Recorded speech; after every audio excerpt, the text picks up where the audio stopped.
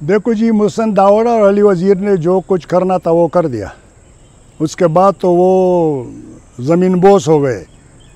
आज वो इस पार्लियामेंट में नहीं है जहाँ पे वो चीख रहे थे। तो मेरे ख्याल में उसको इस चैप्टर को बंद करना बेहतर होगा। सिर्फ एक बात आपने हमने से पूछना है कि सरताज अजीज़ की कमेटी से आप मुतमईन है कि नहीं। उसे पूरा कबायली खिता, वो बच्चे भी मुतमईन नहीं है जो इंज़माम के लिए चीख रहे थे। वो बच्चे भी कह रहे हैं कि सरताज अजीज़ पे लानत हो, उस कमेटी पे लानत हो, अल्लाह ताला उसके घरों को ख्वार उजार कर दे, जिस तरह के हमारे घरों की तबाही हो रही है।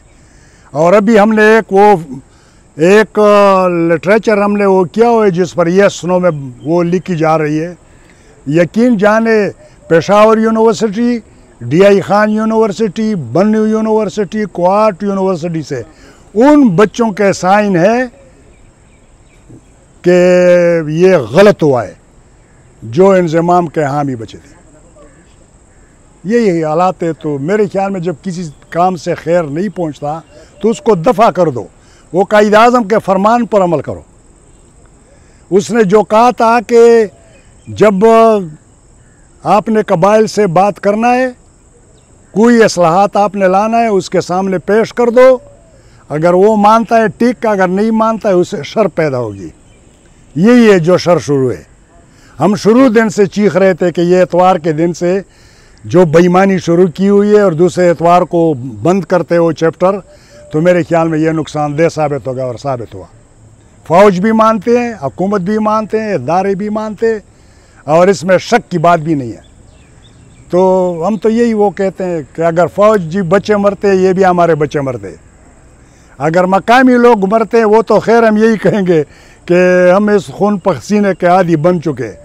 मगर ये बच्चे जो सिंध से भर्ती हुआ है, जो पंजाब से भर्ती हुआ है, वालिदैन ने इसलिए नहीं फ़ौज में भेजा है कि हफ्ते के बाद इसका बक्सा लाओ कि ये शहीद हुआ है। नहीं नहीं नहीं नहीं, बच्चों को पालने के लिए, वालिदैन को पालने के लिए उन्होंने ये किया हुआ है, भर्ती किया हुआ है। तो हम तो यही कुछ कहते हैं कि इन बच्चों को भी बचाओ और अमन भी लाओ और फेडरेशन को भी बचाओ।